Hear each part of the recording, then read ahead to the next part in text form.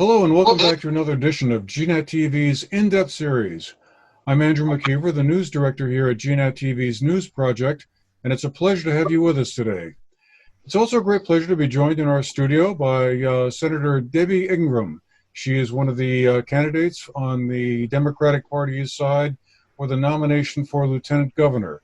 She'll be competing in the primary that'll be held on August 11th. Although, of course, as we know, early voting is already underway, and from all accounts, a lot of people are voting early using the mail-in ballot system. So our timing is fortuitous, Senator Ingram, and I want to say, first of all, thank you for making the time to be with us today and share some of your views on some of the major issues facing the state and how you would tackle them if you were to win the first of the nomination and then the general election in November. So I guess the obvious starting point would be what prompted you to run for the lieutenant governorship this year? You've served 2 terms in the state Senate, and before that you were on the Williston Planning Commission and Williston Select Board. What made you think that this is my year to take it to the next level?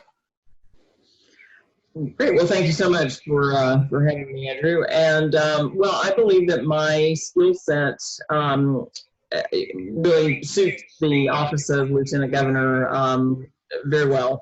And with David Zuckerman stepping out to run for governor, it seemed like the best timing. But I think the Lieutenant Governor's job has very few designated duties. So it's really an opportunity for you to make of it what you will. And I would like to use it as a platform to reach out to Vermonters all across the state, to have town halls and forums to discuss the issues that are really pressing on people's minds and to listen to them. I've always found that the people who are closest to the issues are the ones who understand them the best and are most likely to have the best solutions. So I'd like to listen and bring back to Montpelier what I hear to make sure that people are well represented in the State House. If you are ultimately successful in your campaign and become the Lieutenant Governor come next January 2021, what would be on the short list of the main priorities you'd be trying to push forward? I mean, before the COVID-19 pandemic kind of took over everything and shut the legislature down, except in the remote sense. I mean, things like paid family leave and minimum wage and cannabis reform were among the issues that were being discussed a lot. There were several others, but those were 3 that come to mind. Would those be among the ones you'd kind of like to see move forward in addition to kind of just sort of dealing with whatever the situation is that we're facing at that point? It's kind of hard to anticipate, I guess, what the world will look like in January of 2021. But what would be what would be on the short list of things you'd really like to kind of emphasize? Before COVID struck, back when I first announced my candidacy in January, I had chosen 3 issues to focus on. First was affordable housing, because I believe that our housing in the state is one of the great deterrents to people staying here, because it really is unaffordable. Healthcare was another one. I'm a big proponent of universal healthcare, and while that might be out of reach, I want to get us as close to that as possible. And then what I call economic dignity was my third issue. And that would encompass things like paid family leave that you mentioned, and raising the minimum wage even further to make sure we can get to a livable wage. So those were my priorities before COVID. And then since COVID, I think that those are even more important, actually. I think one of the things that happened with COVID is that we have seen the gaps in our systems. And, you know, if we had better wages already, people would not have been desperate after just 2 weeks of not being able to work. They would have had a cushion. They would have had savings. We would have seen healthcare.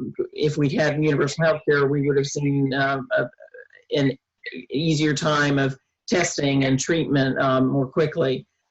So on the one hand, COVID has exposed the gaps in the systems, but on the other hand, it has also shown us that when we prioritize things, when we really make them urgent priorities, and we take bold action, we can change things almost literally overnight. You know, we started housing our entire homeless population across the state overnight to make sure that they were in safe places and to not contract COVID.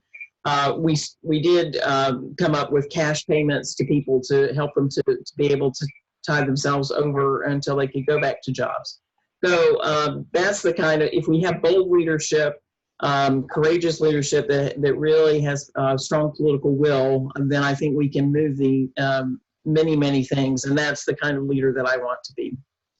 Well, you mentioned affordable housing there at the start of your answer there, and that was one of the questions on my list too. And down here in the southern part of the state, and I'm sure it's the case statewide as well, finding affordable housing is hard. It's very difficult, and I find myself wondering, and have been wondering a lot over the past couple of years, why that is so. I mean, why is it that more private sector developers, or perhaps the state, don't feel that the incentives are there to, or it's profitable to go ahead and construct affordable housing for folks that can't afford a McMansion? What does the state need to do to encourage that? Well, this is definitely a multiply faceted problem, and it needs many different solutions from different angles. In Williston, I worked quite a bit on affordable housing. I was a chair of 2 different affordable housing task forces.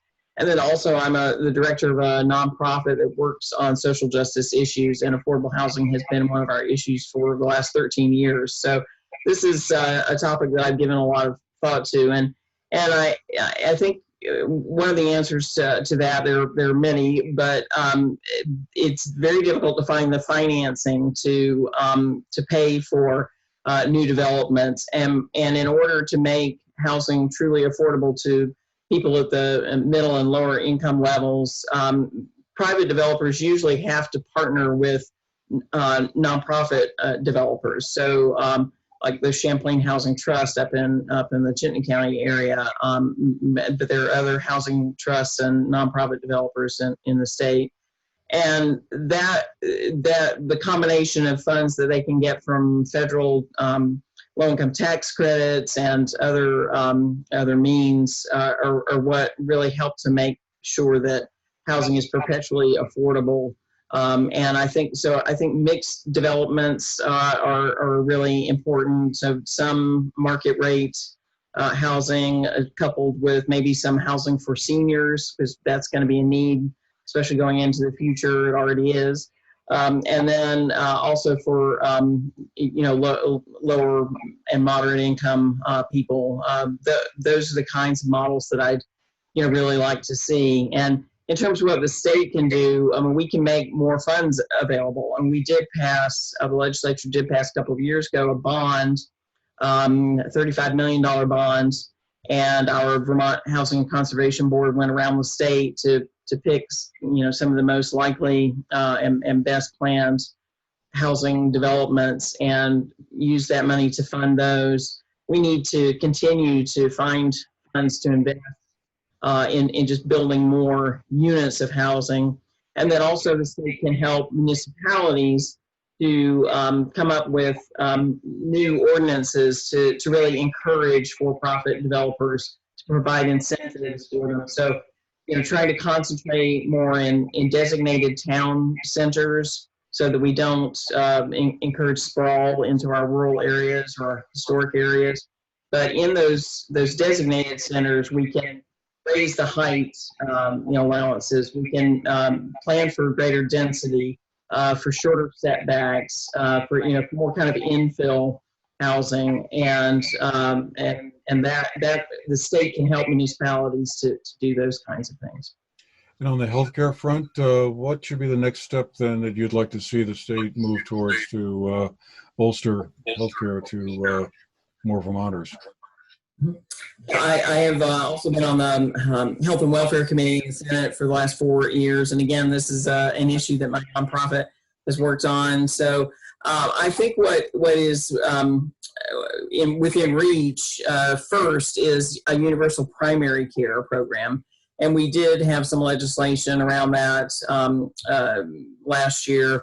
And we were trying to figure out ways to make that work, and COVID has kind of interrupted that process. But I think we should definitely go back to that. I mean, what we have now with the all-payer model that we set up, so that Medicaid, Medicare, and our private insurers are all, pooling the funds that they get, is we can continue to. That idea is to shift our culture from this fee-for-service that we pay to doctors currently, so they only get paid when they poke or prod or test us, to a per member per month payment for healthcare providers taking care of a community-wide area. And that gives them more reliable monthly payments, and it allows them not to always be thinking about how am I going to treat somebody, but how am I going to keep people healthy. And that will help us to both reduce our healthcare delivery costs and concentrate more on primary care and preventive measures. So I think we can get to the point where we're investing more in our primary care. And when evidence has shown that when countries and states do that, if you invest more up front, you don't have to pay as much down the road. And so we can have primary care that no copays, no deductibles, so that encourages people to get treatment early. It's early detection of diseases. So that would save us tons of money, over the long run, but would also help people and keep them healthier. Just wanted to shift gears for a second and ask you an education question. Actually, there's probably about 4 or 5 education questions I could think of here, but I just thought maybe we could start with the whole question around the state colleges and what's going to be their future. As you know very well, they're struggling financially, and certainly, again, the COVID situation has just exacerbated that problem for them. But looking long term, once we get past the pandemic, what should be the role of the state in buttressing the state colleges, if there should be one? Yeah, well, yes, I think there should be definitely. Again, this is an area that I've worked on quite a bit. I'm the vice chair of the Senate Education Committee, actually. And we have been told for years, that the state colleges are in financial trouble. And then the evidence is quite plain that Vermont is like 48th or 49th in how much money we invest in our state colleges compared to other states. So this is just something that unfortunately has, over the years, just kind of fallen by the wayside. And the chancellor making this sort of nuclear option proposal really got everybody's attention. So we know now. I mean, we've already appropriated the funds to have a kind of bridge plan so that we can bring in a consultant and take time to really figure out what the next steps are for the state college system, and that could involve different ideas, but some we've talked about are having a combination of remote and in-person classes, which also, of course, would fit in with the COVID situation as well. Perhaps having some of the campuses specialize in particular disciplines, and so that there's some geographic separation of that across the state. I'd like for us to re-examine the money that we send out of state to follow students. We have a very generous financial aid package through VSAC, but we actually wind up sending money out of state, $5 million a year. Maybe we should make requirements to keep that has to be kept in state. So there are other ideas. There are a variety of things that we need to consider, but absolutely, our state colleges are they're important for the students, they're important for the educators and the staff that they employ, and they're important for the communities in which they reside. So we're going to do everything we can to improve that system and save those colleges. With the unfunded state pension liabilities, for a few years ago, it seemed like that was kind of a hot button issue. That the state was well behind schedule on how much money it was putting into that fund. I mean, how much of a priority do you think that ought to be, going forward? Because I'm assuming next year the process of building a budget for the coming fiscal year is going to be complicated. I would imagine. Should that be a priority, or is that a case where, hey, we just can't deal with that this year? It's going to have to wait at least another year or so. Well, I missed a little bit of the beginning of your question, but you were talking about the pension funds for our teachers. Yeah, yes. Okay. The problem there is there were previous legislatures and governors who did keep the can downward and weren't meeting the obligations as they should have been year after year, and now we have created even greater debt. So we definitely don't want to do that anymore. We want to definitely focus on making sure that we're paying off that debt. And I think many of us are hopeful that we can use some of the federal funds to pay for some. There are a lot of restrictions on the federal COVID funds, but we're trying to make sure that we use it as wisely as possible, so that we're paying for the things that we can apply that to, and hoping that will free up some funds in other areas so that we can pay for things that we need to attend to as well. So, certainly be in our minds whether we can free up enough funds to pay down that debt more quickly, the pension funds, because really every year we start off hampered by, I think it's about $150 million we have to pay off that debt. So that wipes out that $150 million from our state revenue, just immediately right off the top. And we need to get to a point where we're bringing that debt under control and, being able to free up funds to spend on the programs that we have all recognized we need to invest in. As I'm sure you know, one of the big issues that's been discussed in recent weeks and months is the whole question around defunding the police,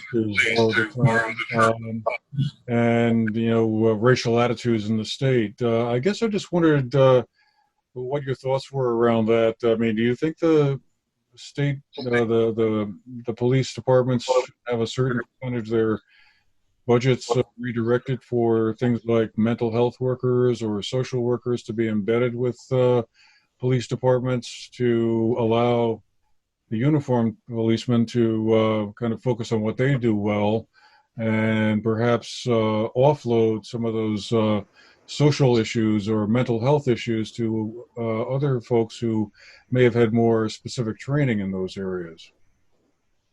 I think you described it very well, Andrew. I hate to try to set policy goals using two-word slogans. I don't think that's ever advisable. So this, just defund the police is something that needs to be unpacked. But exactly, what you're asking, I think, is what is really meant by that. So it's kind of a radical reimagining of what our public safety could be like. And there's certainly a role for traditional police officers, particularly in violent situations and, very serious major crimes.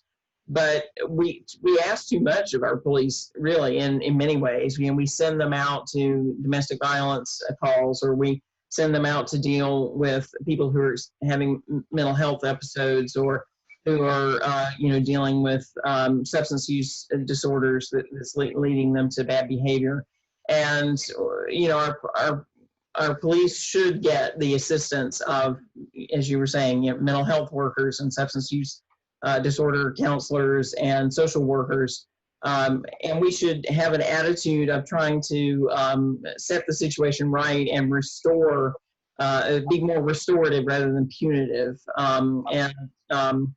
I think I would hope in many ways the police would welcome that, so that they don't have as many demands, on them that are unfair, really. So yes, I definitely would support that kind of transformation of how we provide public safety. One of the other issues that's kind of been subsumed lately, but I'm sure will be back front and center relatively soon anyway, is some of the issues around climate change. And of course, they've never really gone away, but the Senate passed the Global Warming Solutions Act earlier this year. I'm assuming you were supportive of the bill. Do you think that that's a good next step for us? And I guess as a follow-up, what do you think we ought to be doing about Act 250? Should there be a revision about that bill? I know that was also a discussion happening in the legislature for a while, but I guess there wasn't a consensus of opinion as to what the revision of Act 250 ought to look like. So sorry for the two-part question there, but I'll stop here and let you respond to that. Yes, yeah. Yes, I did vote in favor of the Global Warming Solutions Act that came over to us from the House right before we recessed. And, I think I think we all recognize that it's not a perfect bill, but it builds a foundation for what we can do in the future. It sets some more definitive goals that can really hold us accountable. And it provides for parties to be able to actually take the government's court if we're not meeting those goals. And I think that kind of, adding some teeth to our goals is really, really important, holding us accountable. And then the changes to Act 250, I think I'm supportive of the proposals that have been brought to us. I know it is a complex matter. We want to, on the one hand, certainly preserve the environmental protections that Act 250 has made possible, and the careful examination of development so that we aren't spoiling our landscape and our working lands.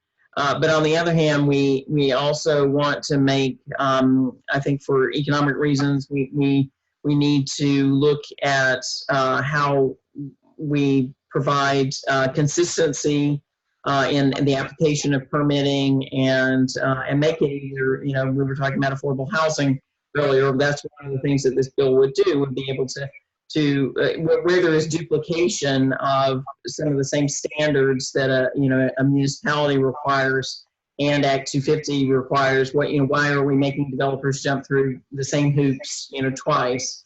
So there's certain I think common sense efficiencies and consistencies that we can add to the process and still preserve and protect our environment. Got a few minutes left. I just wanted to sneak in a quick question about broadband. The COVID-19 pandemic has certainly revealed the importance of that. And I know there are a number of proposals out there. We have communications union districts being formed and moving forward. It looks like there's going to be some of the federal CARES money that might be available for that. I guess the question is how important is it that Vermont builds a more robust system, at least for those underserved areas where modern levels of high-speed internet aren't as prevalent as they should be. Would that be another item that you would like to see made a priority when the legislature reconvenes in next January? Definitely, yes. I think COVID has really revealed the inequity of access to broadband in the state. And, we had school children who were trying to do classes by remotely, and those in rural areas where there wasn't good broadband, definitely suffered. A lot of our older folks were trying to avail themselves of telemedicine, telehealth, and they might have had, lacked access. It's definitely a huge concern to get to those, especially those, the last mile in many of the plans that the large businesses who've been providing broadband, have shown us. So That's very much a priority in the legislature. We are appropriating money again, using federal funds to offset other things, to look at very carefully and comprehensively at doing, coming up with very consistent service across the state, and that's a high priority for everybody. I think we all heard the message loud and clear, and that's really something we need to work on to make Vermont a much better place to live for everyone. Just to wrap things up, I guess I was wondering, what's it been like running for office in a year like this? I mean, I'm sure back when we first met back in January, I think it was, you came down to Manchester for a reception down here, and I'm sure at that point everyone was figuring it would be going out and knocking on doors and having rallies and campaign events in the more or less traditional way, but that sort of got sidelined a bit.